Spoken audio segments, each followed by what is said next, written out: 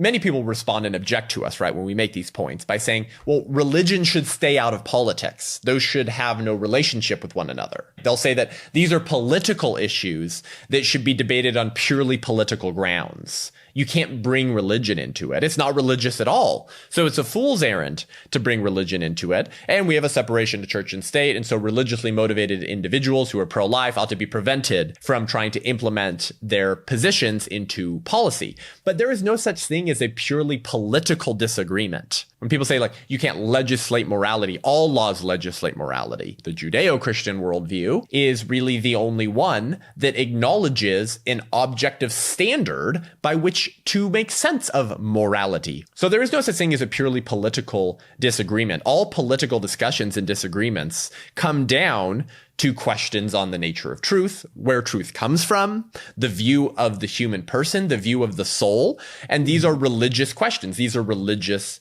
matters, right? Cardinal Henry Edward Manning, very popular for saying that all human conflict is ultimately theological. All conflict over land, over politics, comes down to theological and religious disputes. And by the way, there's a very selective application of the religion out of politics claim, isn't there?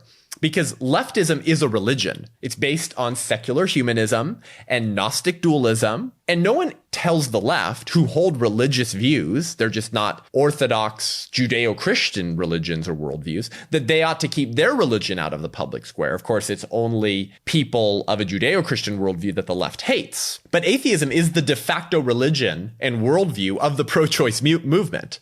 Sure, there's some people who claim that they're people of faith and they're pro-abortion, right? But that's just a label that they slap on their bigotry in order to be heard by more individuals in the public square, right? Nancy Pelosi calls herself a Catholic. Joe Biden calls himself a Catholic. Kamala Harris calls herself a person of faith, right? These people slap religion onto their bigotry in order to convince and persuade more people of their political persuasion. But these ideas are fundamentally atheistic, right? You can't just slap a religious label on an atheistic worldview that you live fully by and abide fully by and be a religious person.